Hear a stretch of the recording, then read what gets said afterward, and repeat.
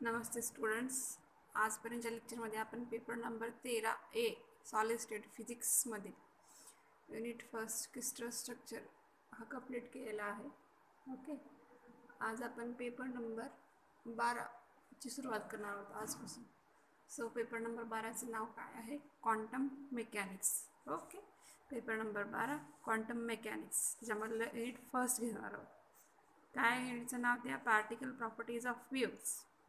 Okay, म्हणजे वेव्हच्या particle properties बघायच्या आपल्याला.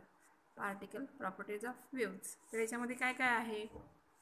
ओके, हे सगळे पॉईंट्स लिहिलेत मी. मध्ये काय काय आहे? इंट्रोडक्शन, त्याच्यामध्ये फोटोइलेक्ट्रिक इफेक्ट म्हणजे काय, quantum theory of light, okay, the Compton effect, de Broglie waves म्हणजे काय, वेव्ह फंक्शन म्हणजे काय, डी ब्रॉग्ली वेव्ज, व्हेलॉसिटी म्हणजे काय. ओके, त्याच्यानंतर आपल्याला बघायचं आहे wave and group velocity, G P Thomson experiment बघायचं आहे, आणि लास्टला the uncertainty principle and its application. ठीक आहे, तर एवढे हे जे आर्टिकल्स आहेत ह्या युनिट फर्स्टमध्ये आहेत, पार्टिकल प्रॉपर्टीज ऑफ वेव्ह. ठीक आहे, समजलं? तर काय काय टॉपिक्स आहेत? Photoelectric effect, Compton effect. हा दोन्ही इफेक्टपैकी कुठलाही एक इफेक्ट 15 मार्क्सला एक्झाममध्ये हमखास विचारला जातो. फोटोइलेक्ट्रिक आणि कॉम्प्टन इफेक्ट, फोटोइलेक्ट्रिक आणि कॉम्प्टन इफेक्ट खूप महत्त्वाचे दोन इफेक्ट आहेत. याच्यावरती क्वेश्चन असतो. डी ब्रॉग्ली वेव्स हे पण महत्त्वाचे आहे. ठीक आहे, तर अशा प्रकारे आपला हा युनिट फर्स्टमधले हे आर्टिकल्स आहेत. फर्स्ट होऊया इंट्रोडक्शन. सो युनिटचं नावच काय आपल्या? Particle properties of wave. Wave म्हणजे काय आपण शिकलेला आहे. BSc सेकंड इयरमध्ये 6वाचा पेपर होता, तो कम्प्लिटली वेव्हचा होता. वेव्ह म्हणजे काय? Oscillatory disturbance travelling through a medium. अशा प्रकारची वेव्स आपण बघितलेली आहे. वेव्ज म्हणजे काय? अशा प्रकारचं. त्याला काय असतं?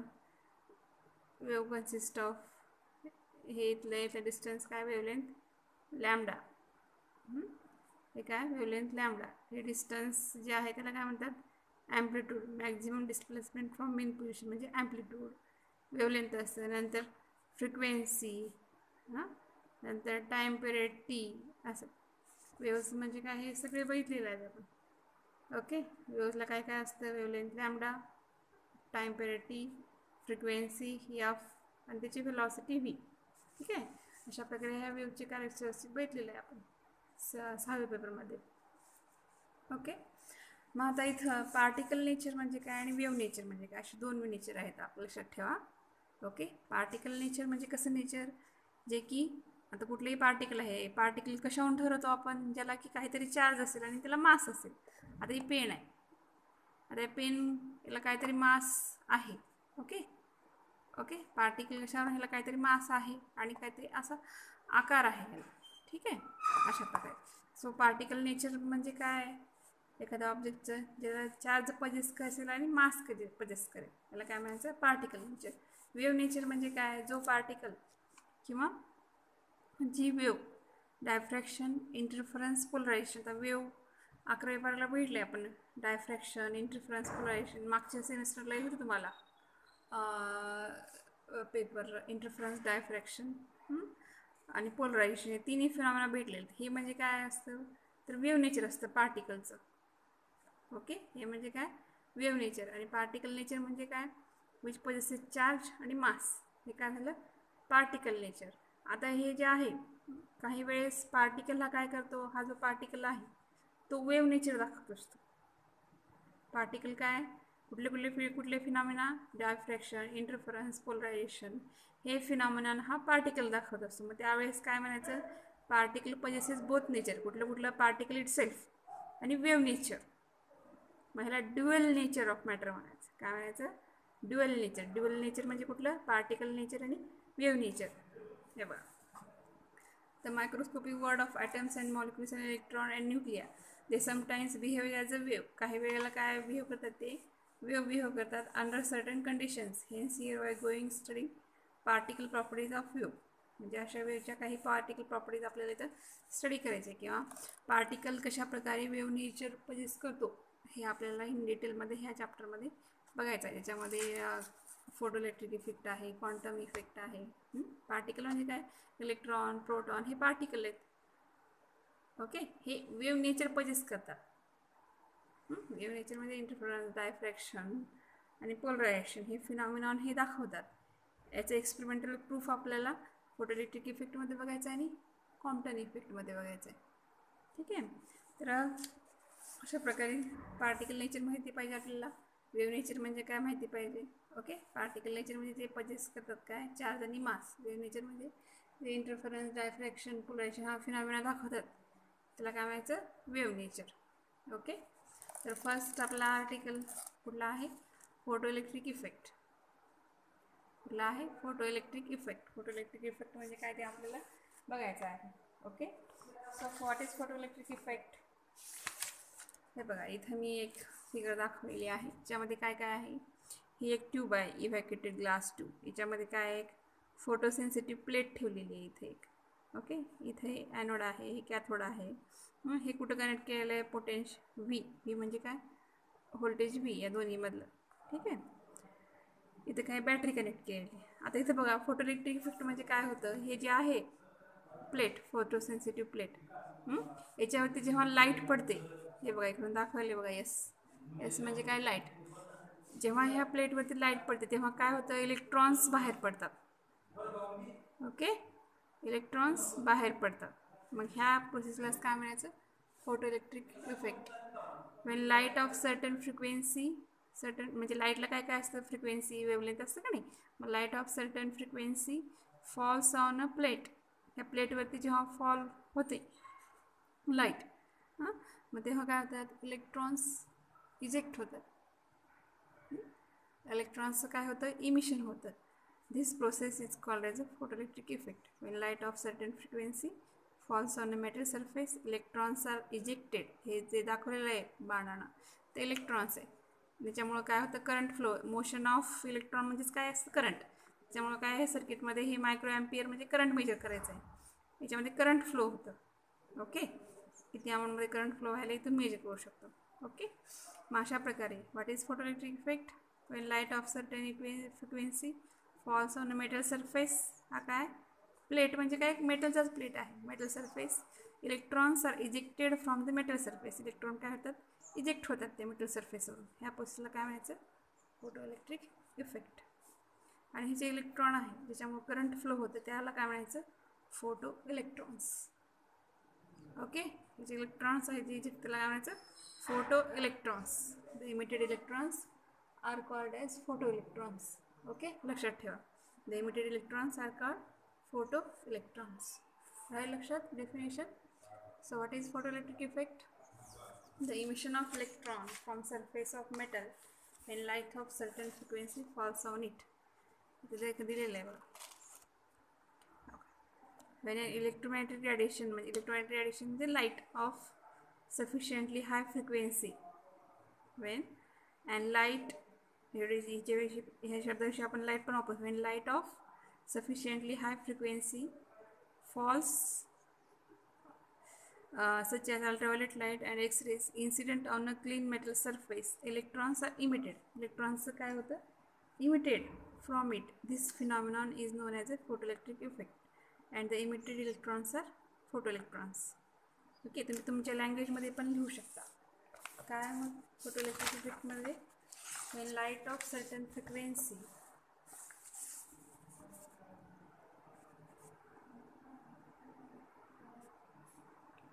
इलेक्ट्रिक इफेक्ट म्हणजे काय,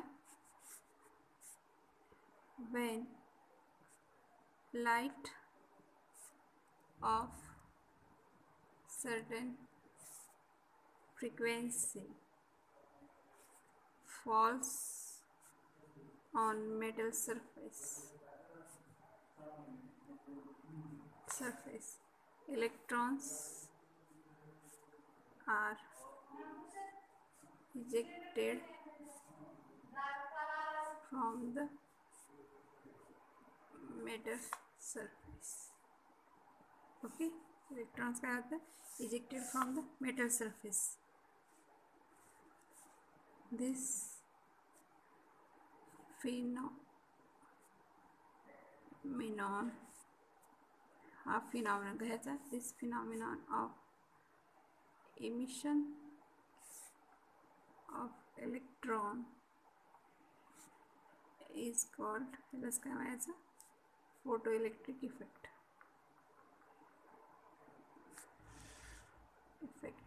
And the emitted electron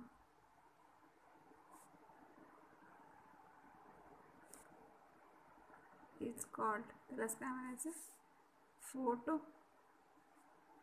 electron. जे इमिटेड आहेत त्याला काय म्हणायचं, फोटो इलेक्ट्रॉन्स. इमिटेड इलेक्ट्रॉन्स जे आहेत त्याला फोटो इलेक्ट्रॉन्स म्हणायचं. ठीक आहे, अशा प्रकारे ह्याची डेफिनेशन देऊ शकता. नंतर ह्याचं एक्सपेरिमेंटल सेटअप म्हणून असं लिहू शकता. एक्सपेरिमेंटल सेटअपमध्ये काय काय आहे, the type of apparatus that was used for experimental study of photoelectric is shown in figure म्हणायचं. फोटोसेन्सिटिव्ह मेटल प्लेट ए आहे, कुठं आहे, is mounted to metal plate B. हा मेटल प्लेट ए आहे, is mounted to metal plate B, याच्या एकदम समोरासमोर. आणि हे कुठं पॅक केलेलं आहे, इव्हॅक्युएटेड ग्लास ट्यूब. ही जी इव्हॅक्युएटेड ग्लास ट्यूब आहे याच्यामध्ये हे दोन्ही मेटल प्लेट्स हे काय केले, पॅक केलेले आहे. ठीक आहे, इथून लाईट पडते मेटल सेन्सिटिव्ह प्लेटवरती. ठीक आहे, ही फिगर काढून घेतो. ओके,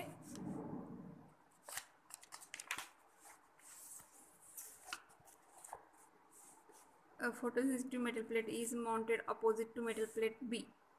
ते एकमेकांच्या अपोजिट आहेत. in highly evacuated glass tube. The plates A and B form two electrodes to which variable potential difference can be applied. Okay, the glass tube is fitted in quad window.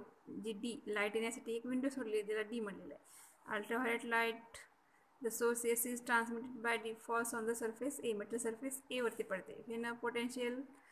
When applied PD between A and B such that A is at negative with respect to B. आता potential कुठला apply केलेला आहे, एला जे आहे ते negative आहे. इथं बघा व्ही एला काय, negative potential with respect to बी.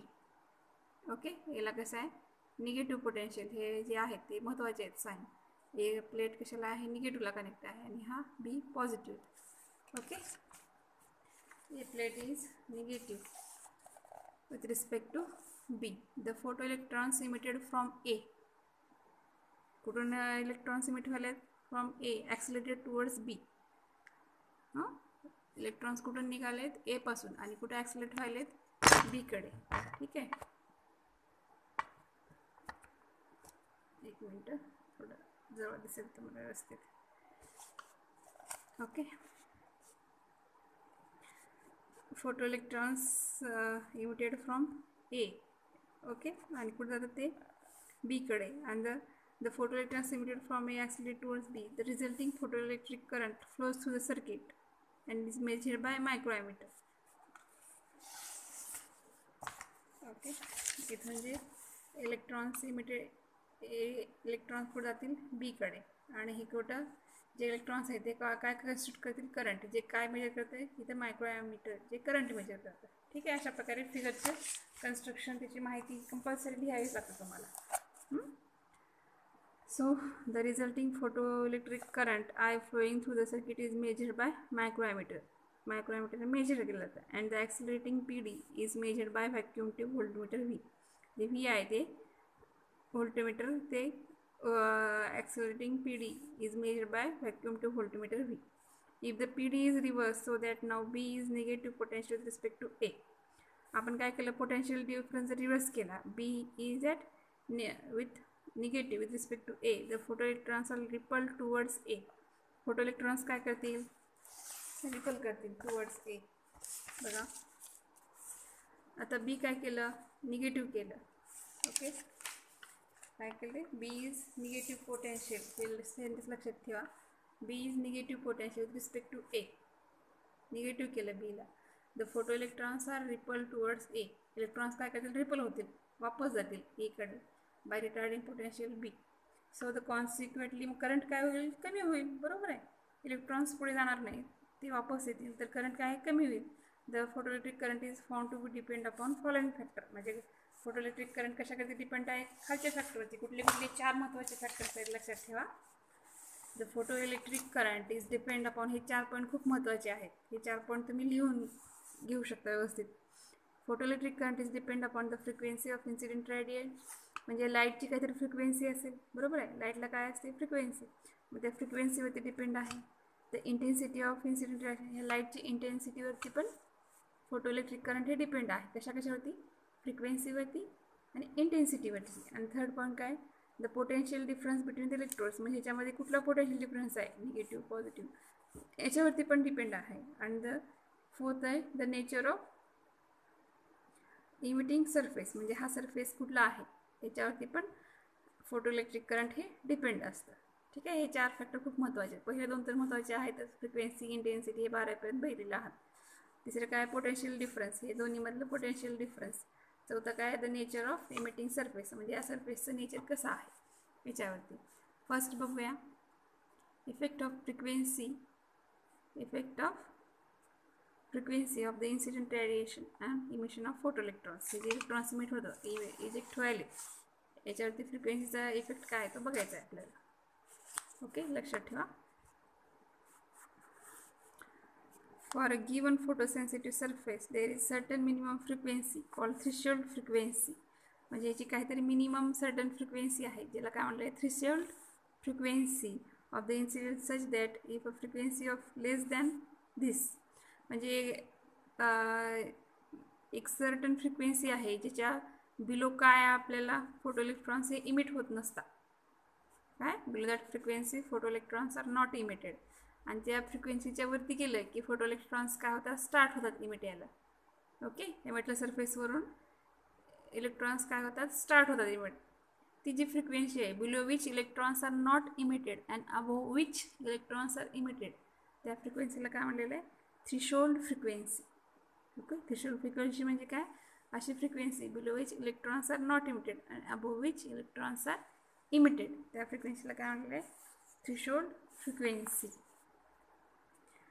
मग ही थ्रेशोल्ड फ्रिक्वेन्सी कशावरती डिपेंड आहे? Depends on the material and the nature of the emitting surface. कुठलं मटेरियल आहे आणि त्याचं नेचर. ठीक आहे. सो इथं काय? फोटो इलेक्ट्रॉन्स म्हणजे काय म्हणलेलं आहे ह्याच्यामध्ये की minimum frequency below which photo electrons not emitted आणि above which electrons are emitted, असं हे फ्रिक्वेन्सीचा इफेक्ट आहे फोटो इलेक्ट्रिक करंटवरती. सेकंड इफेक्ट काय म्हणते? Effect of intensity on photoelectric. For a given frequency mu is greater than mu naught, म्हणजे mu naught म्हणजे काय? Threshold frequency. mu is greater than mu naught. The number of photoelectrons emitted per second from given metal surface under the accelerated potential difference is directly proportional to the intensity of incident radiation. खूप महत्त्वाचं आहे हा. म्हणजे intensity वाढत गेली की number of फोटोइलेक्ट्रॉन्स वाढतात. In शॉर्टमध्ये लक्षात ठेवा. As the intensity of light increases the number of photoelectrons increases, number the photoelectric current increases. For given frequency the number of photoelectrons emitted per second from a given metal surface is directly proportional to the intensity of incident radiation. दोन्हीचं direct proportional relation आहे. Third point काय? Effect of retarding potential difference. Retarding potential म्हणजे काय? याच्यामधलं जे negative potential आहे, जर बीला आपण पोटेन्शियल देऊन हा निगेटिव्ह केला बी, तर काय होईल? मग हे इलेक्ट्रॉन रिपल होतील, ह्या साईडला इकडे येतील आणि मग करंट जे इकडंच हे जे आहेत इलेक्ट्रॉन्स इकडेच रिपल होतील. बी जर निगेटिव्ह झाला तर इलेक्ट्रॉन इकडेच रिपल होतील. हे जर पोटेन्शियल आपण इथं यूज करून अप्लाय केलं, ओके, हे जर निगेटिव्ह केलं तर इलेक्ट्रॉन हे इकडे अट्रॅक्ट होणार आहेत, हे इकडेच जातील. मग ओके, रिपेलिंग होईल, म्हणजे इथून करंट फ्लो होणार नाही. त्याला काय म्हणायचं? Retarding potential. तर लिहिलं आहे the retarding potential difference V naught which reduces the photoelectric current to झिरोला रिड्यूस करते इज कॉल्ड स्टॉपिंग पोटेन्शियल. याला काय म्हणायचं? Stopping potential for photoelectrons. The variations of photoelectric current with potential difference for 3 intensities. 3 intensities कुठल्या? x1, x2, x3. या different इंटेन्सिटीला हे variations दाखवलेलं आहे फिगरमध्ये.